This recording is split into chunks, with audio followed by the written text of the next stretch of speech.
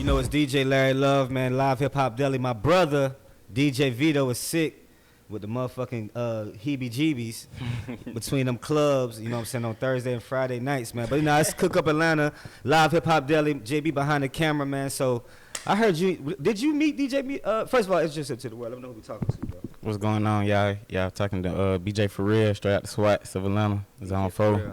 So, you know, this shit is a conversation, BJ for real. So, yeah. Between it being a conversation, me and Vito was talking, and he was like, y'all met in the club? Like, how did y'all meet?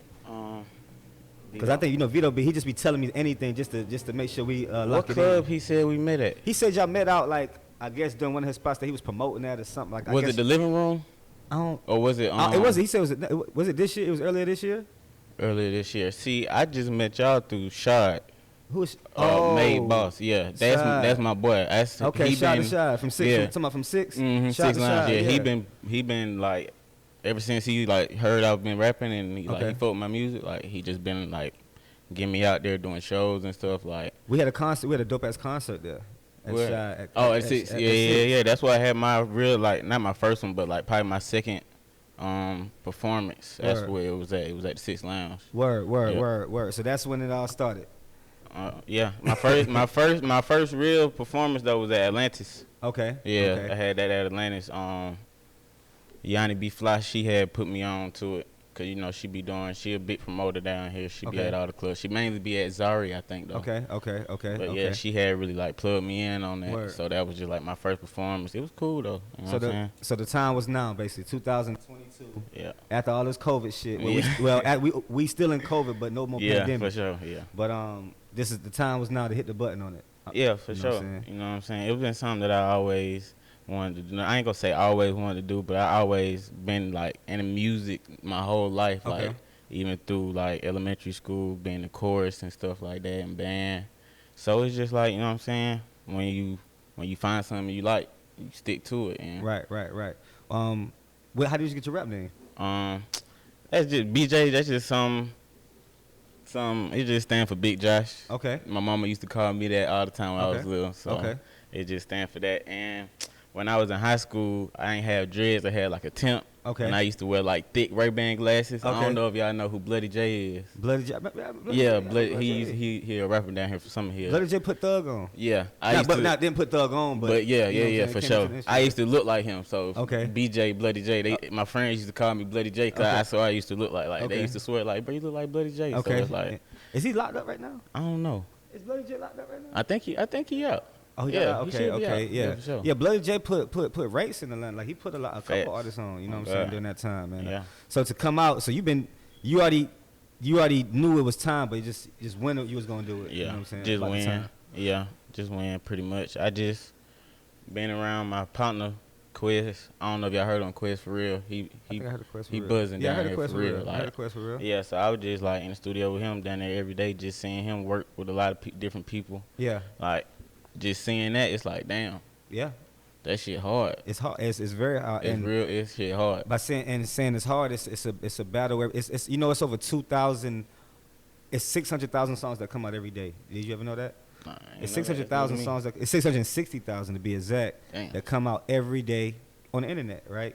Also, if you factor that down to Atlanta, it's probably 2,000 artists that drop a song in Atlanta a week, right? Mm-hmm. So when you say you've been out here in the streets, like what's the cheat code that you think an artist in Atlanta got compared to any other place? Because it seems like artists come here when they ready to drop, whether they're independent, major, signed to somebody. You know what I'm saying? We just got the motion right now. Okay. Like you know how LA and New York already done had it, but I think people done got tired of those cities, so they came to Atlanta. Yeah. And we making it for them to come down here. Like people getting tired of Atlanta now too, though, exactly, because so many people coming. We done became like the LA and New York. So now somebody they gonna be finding somewhere else to go in a minute. But you know that's what we done became a staple for the music and the fashion and stuff like that. So what's the first album you ever bought?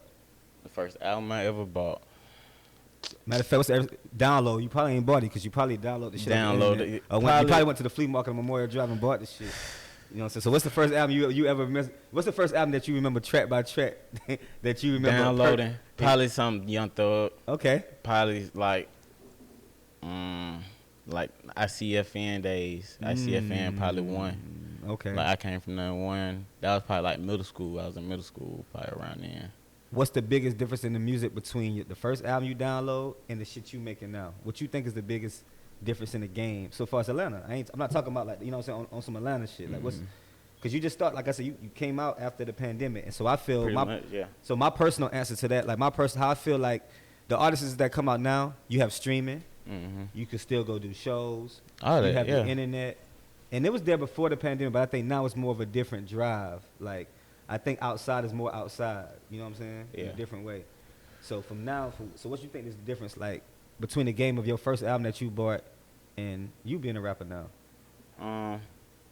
From the first album, we weren't really too much on like Instagram and stuff like that. That's like, true. We really just heard the music, like word to mouth, like, oh, what you listening to? That's like, true. oh yeah, That's this true. what I'm listening to. But That's now true. you can promote yourself, you do it all. You really do be your own manager if you want to. But That's true. You know what I'm saying? As an artist, you really want to just focus on the music. I'm glad you said be your own manager. Yeah, like it's possible. Right. But you know what I'm saying? Like I say, as an artist, you definitely want to just like be able to focus on the music. And when do you feel it's important to have a manager though, as an artist? Because some artists come out the gate, ain't got a song on the radio yet, ain't got nothing, but they got management team. They got all that, So when do you feel it's important to have a manager? I feel like when money start getting involved, like real money. Okay. Like where it's to the point where you don't think you can stick with the music and be able to handle all the money that's coming in. I think that's when it's time to I agree. let me put a team together. When you got something to manage.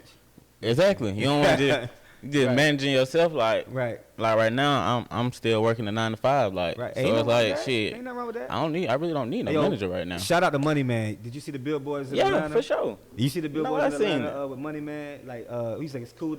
We say it's cool to work a 9 to 5 or something like. 9 to 5 ain't corny. Being broke is. Being broke is. For sure. Shout out to Money Man for that. Another independent artist in Atlanta, Georgia. That's real to me though. It you is. know what I'm saying? And I think Gunna said it too. Gunna was big on that shit too at one point before he got locked up. Free Gunna, man. For sure. But he had this whole campaign too about, bro, it's not, you can work a 9 to 5 and still do this shit. It ain't nothing wrong with. Because it's like, I guess the younger generation look down on it. Like I'm 24. Like I've been working all my life. Facts. Even though my family in a pretty good position, like I still want to get my own. Yeah, that ain't your money. Saying? That's your family. Exactly. Money. Like that's how I just have to look at it. So it's like I've been working since I've been out of high school for real. I graduated 2016. That's hard. So it's like well, not high school. I went to college too. What school you went to? I went to Atlanta Metro. Okay. I got my associates. Right. So I bet you ain't back on the campus and did nothing. You ain't even did nothing in the student center for the kid. Come on, man. That's the next play now. I'm definitely like that's my plan. I want to definitely give back to a lot of staples in my community and my like me growing up. I mean, it helps the music out. For sure, yeah. So it's so much positive shit that you could do. That you can do once you know what I'm saying, in that position. And that's all. Yeah, that's really all it is. Like you just want to help other people do what you know what I'm saying, what you wish somebody would have did for you. Yeah. Pretty much. It's a big weekend in Atlanta. You got BET weekend with BET Awards. Is it BET weekend? Yeah, I think it's next weekend. That's next weekend? BET Saturday, weekend. You have Revolt Music Conference this past week right now. Any influences that you outside of the lane that you on, what anybody you influenced by in this culture that you kind of like go to look like read about some shit weekly or monthly? Like outside of rap or anything. Anybody that's influenced you to do what you do every day? And the reason I ask you that because I went to the conference yesterday, right? And Master P is supposed to be a main speaker today. Was it? Yeah, I don't know if I masked him, but we were just talking about P off camera, and it's crazy how much shit that Master P did from the artist's perspective to influence in the game. And like me being a DJ, I want to do like you know what I'm saying, the same type of shit. So it's kind of like, I think sometimes as that's an influence. Yeah.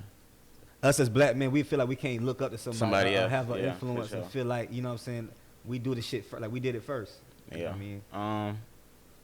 I did like for like I ain't gonna say for a minute, like Gunna, like he was an influence for me because you know what I'm saying, when I did start to get my hair done, we was going to the same stylist, like so it was like and then once I got my hair done, everybody oh, you look just like him. That's, like, even though that's Atlanta not. got a look. Yeah, I don't think you look like somebody. I think you just that's look like not, Atlanta. That's not what I was going for, but it's just like. You look like Atlanta, but that's exactly. Just, Atlanta like, it's just a certain look that you can just tell they from, you know what I'm saying, where they probably from. Facts. Like, before I even started rapping, I got that so much. Like, I look like either Gunna, Quavo, or somebody that rap. That's all I got. Like, like, do you rap? Like, you rap? No, I don't. But it's like. That also could have been an influence, too, though. Yeah, it definitely was. Because, like, you're not finna keep asking me, and I keep saying no, but and I like, I want to try it, like, and I don't want to get down further in my life, and be like, damn, that's something I regret not doing. How you know you had to? So what was the first sign? What was the first symbol? What was the first thing you got to know that you really had the juice to do this shit? Like, what was that? Was you sitting down? Like, did you see? Like, what was that moment that you know? Like, you know what? I could turn this shit up a notch. I don't think I was rapping yet. And like I said, I was with my boy Quez. Okay. And he was with Chi down at Baby Studio. Okay. And we was down there.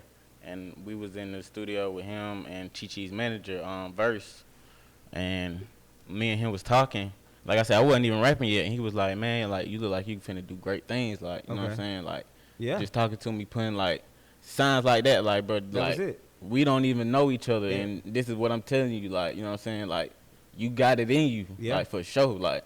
And I'm like, that ain't nobody but God. How Baby was. That's how a lot of little Baby started the same as that way. That ain't nobody but God, bro. That ain't nobody but God. Like, sometimes I think I was just reading. I think Thug said Baby used to put up great captions on Instagram. Yeah. He said he used to put up great captions on Instagram. He like, where you get them captions? What song that is? He like, man, I just thought of that. He like, man, you need to go ahead and put 60 captions together. You know what I'm saying? Yeah, and that's what sure. You know what I'm saying? So exactly. It's almost the same type of, you know what I'm saying, kind of feeling. Like, you been in the rooms, you be around them certain members. Exactly. And motherfuckers like, hey, bro, shit, you ever thought about that rap? Like, bro, motherfuckers might believe, you know what I'm saying? They want to hear your story, bro. You know what I'm saying? This shit, I think it can start at any time. You know what I mean? It can. It can start at any time. I think going into the new year, it's going to be a change in, like, people in the independent artists. I think I think people would you sign to a major label? Yeah. Before that was no question. Like well, I mean, that was no hesitation. Like, no, cause I know it's only so much I can do independently. Yeah. And just having that machine behind you, like, it means I wouldn't even sign, like. Really, I just want to do like a distribution deal. Just promote my music. Like, that's all I need you to do. Just get me out there. Yeah. Like, it's gonna sell itself. Yeah. You see what I'm saying? Yeah, it's gonna sell itself. So that's really all I'm aiming for. Right. I don't want. And it's more creativity. I'm assuming it's more creativity. I get to do what I do. Y'all just push the music. Okay. Pretty much. Like, have you been to anybody came to your table? You got any DMs? Nah, well, you just say not yet. Like I say, I just started rapping February. Like, I've been wanting to rap since like 2018, 2019, but I just put out my first body of work. And what's the name of that body of work? February. I think it was like, I forgot the date of it. It was called SWAT's Product. SWAT's Product? Yeah. Southwest Atlanta? Yeah. Okay. So, shout out to the SWATs. Shout out to the SWATs. Shout out to the SWATs. Yeah. Shout out to Ben Hill.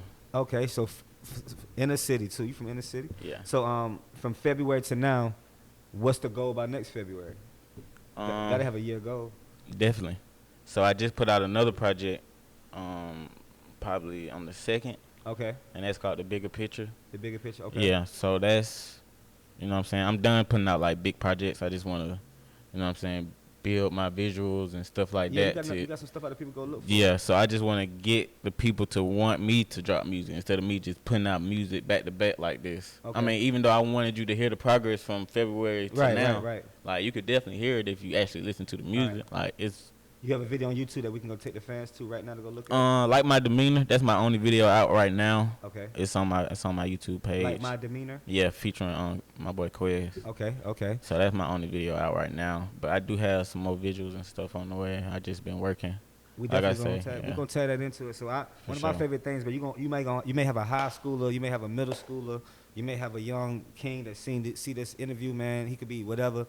What encouraging words that you can tell somebody that want to do what you're doing right now? Because it's hard to get up and plan interviews. And people don't see this part of it. They just see they see what on the other side of the curtain. So anything you could tell the young youth or the young guys that see this interview?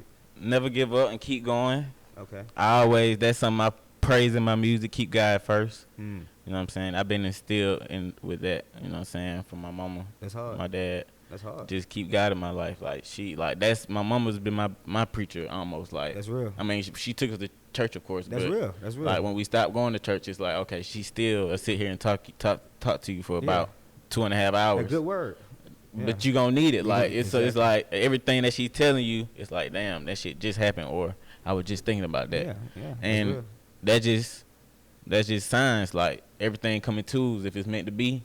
Like you gonna think about it, and then somebody else gonna think about it. That's real. And they gonna come to you like out of nowhere, be like, bro, you know what? You should goddamn do this or do that. You know, like, bro, I was just thinking it. Like, that's real. That means it's supposed to happen. Exactly. Right. So I just pay attention to a lot of signs. Like I just gotta, like I said, you just gotta keep going. Like don't stop, because once you stop, you know what I'm saying. There's somebody else out there that didn't stop. Right. So you stopped and they kept going.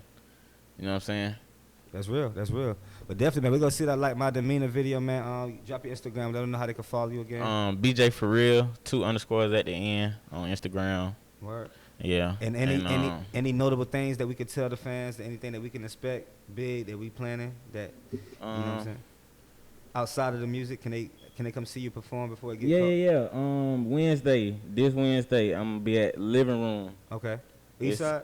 It's I think it's on the east side. I've been there once. Off Buford. Yeah, by Lennox. So okay, word. I'm gonna be there this Wednesday. Word. So it's actually a BT Awards kickoff party. So it's like, so it is BT Awards weekend is coming out. So, word. Shout out to that, man. Yeah, for sure. Like I say, my boy Shy, he been working. Like once he heard like my music, he fucked with me. Like I ain't had no manager. I wasn't doing none of this stuff. So I shout out to Shy for real, man. He been working for me for real. Like it's gonna go up from here, then, man. Yeah, he got to. It ain't got no choice but to. Like we early in. Yeah, I'm about 3, 4, 5 shows in. This about to be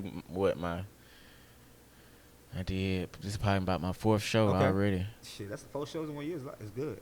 Actually, I think every artist aim for at least 5 to 10 shows a year. Exactly. Like, and this just like I don't have none of this planned. It's just I'm just going. Yeah. This is all. It's all God. Yeah. That's just who I give everything to. I got to. So. But keep going that way, man. God did. You know what I'm saying? Like y'all is show. Live Hip Hop Daily, Cook Up Atlanta's DJ Larry Love. Until next time, man. We out of here. Swats.